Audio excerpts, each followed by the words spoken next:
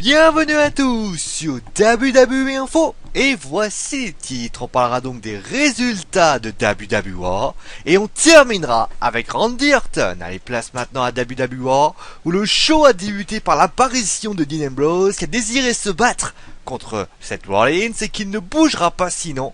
Mais finalement c'est Cena qui est arrivé, qui veut exactement la même chose. L'autorité est alors arrivée dont Rollins et Cena et Ambrose décident donc de s'en prendre à lui, mais il s'enfuit en prenant une petite voiture pour se barrer. On apprend à ce moment-là que l'autorité a décidé qu'Ambrose ferait face à Kane et que John Cena ferait face à Randy Orton ce soir. À WWE, nous avons ensuite eu la revanche pour le titre intercontinental et je sens que Papy va hurler et moi aussi, puisque Dolph Ziggler a récupéré sa ceinture. La victoire a eu lieu lorsque Dolph Ziggler a porté un roll-up en tenant l'élastique du sous-vêtement du Miz.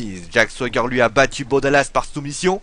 Après le match, Zev lui a dit de boliver. Quant à Natalia, elle a gagné contre Summer Rae par roll-up. Après, ensuite vient le premier gros match de la soirée entre Kane et Dean Ambrose. Et victoire de Dean Ambrose par disqualification suite à l'intervention de Seth Rollins. Après le combat, la bagarre a continué. C'est Ambrose qui a pris le dessus. Et alors que le combat continue en coulisses, Triple H décide de le mettre dans une salle sécurisée pour éviter qu'il bouge.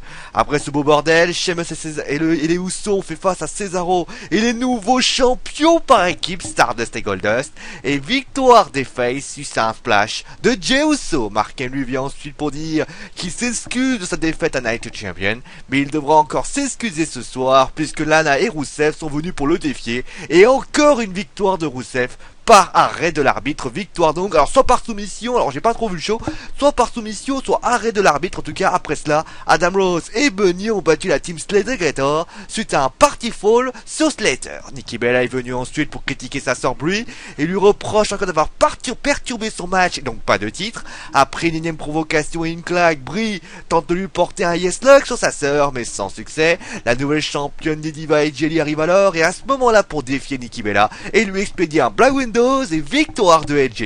Et enfin le main event, John Cena contre Randy Orton. Victoire de John Cena par disqualification suite à l'intervention de Kane et de Seth Rollins. Et le final est une démolition de Cena jusqu'à la surprise que Dean Ambrose, qui était caché dans une boîte noire, et oui, et les deux sont battus.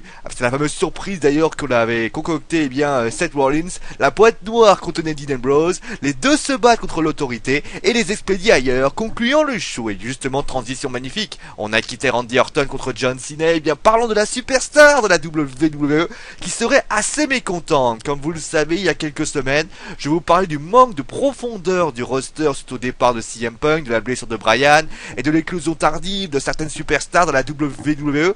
Et bien cette superstar qui serait très furax, c'est Randy Orton, comme j'ai déjà dit. La superstar vivrait très mal cette situation puisqu'elle ne supporterait pas l'utilisation de son personnage durant les storylines. En raison de cela, la WWE va peut-être devoir donner des cours de congé à de la Vipère, puisqu'elle demanderait une pause à la fin de l'année pour recharger ses batteries, surtout pour permettre au Booker de l'utiliser d'une bien meilleure façon. Allez, c'est la fin de WWE Info. On se retrouve donc demain pour les résultats de Main Event et on parlera également de Dolph Ziggler. Et c'est mon dernier mot parce que je l'ai dit. Allez, ciao à tous.